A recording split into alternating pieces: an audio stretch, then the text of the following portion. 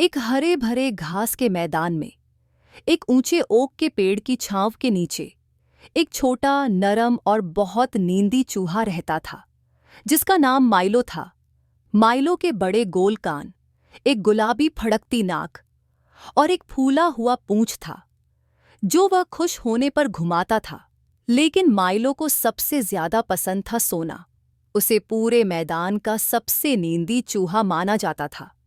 हर रात जब बाकी जानवर चांदनी में खेलते और बातें करते थे, माइलो अपनी खास सोने की आदतों का पालन करता था।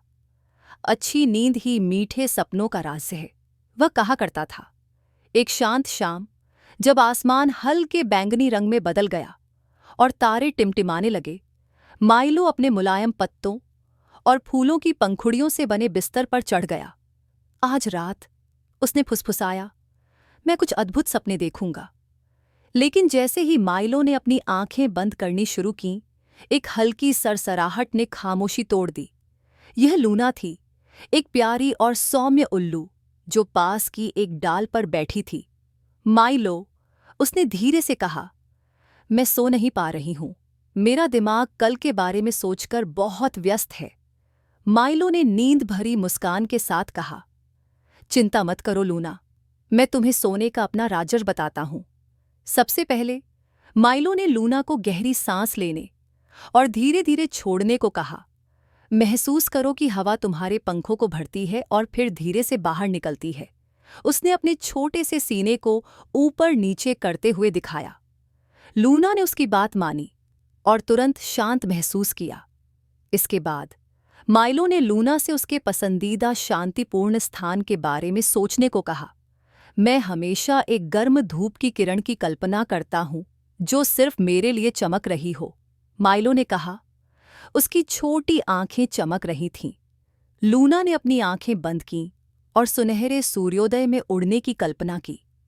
अंत में माइलो ने एक नरम लोरी गुनगुनाई जो उसने खुद बनाई थी। यह इतनी सुकून भरी थी कि हवा भी इसे सुनने के लिए धीमी हो गई। लूना ने अपना सिर अपने पंखों के नीचे छिपा लिया और सो गई। धीरे धीरे अन्य जानवर भी माइलो के पास इकट्ठा होने लगे। सैमी गिलहरी, बेला खरगोश और यहाँ तक कि छोटे छोटे जुगनू भी उसकी सुकून देने वाली धुन सुनने के लिए आ गए। एक एक करके वे भी सोने लगे, माइलो के आरामदायक छोटे घोंसले के पास सिमटते हुए। माइलो अपने नींद भरे रहस्यों को साझा करके खुश था। आखिरकार एक बड़ी फुसफुसाती सी जम्हाई लेकर अपने बिस्तर में लिपट गया। अब मैदान शांत था, चांदनी में नहाया हुआ और नरम खर्राटों और गर्म धूप की किरणों और सौम्य ब्रीच के सपनों से भरा हुआ। और जैसे ही माइलो सो गया, ऊपर तारे थोड़े और चमकने लगे, जैसे कि वे भी उस नींदी छोटे चूहे से मंत्रमुग्ध हो गए हों जिसने सबको शांति और आराम पाना सिखाया। नीति: अपने मन को शांत करने और दूसरों के साथ दयालुता बांटने से न केवल आपको बल्कि आपके आसपास के लोगों को भी शांति और खुशी मिलती है।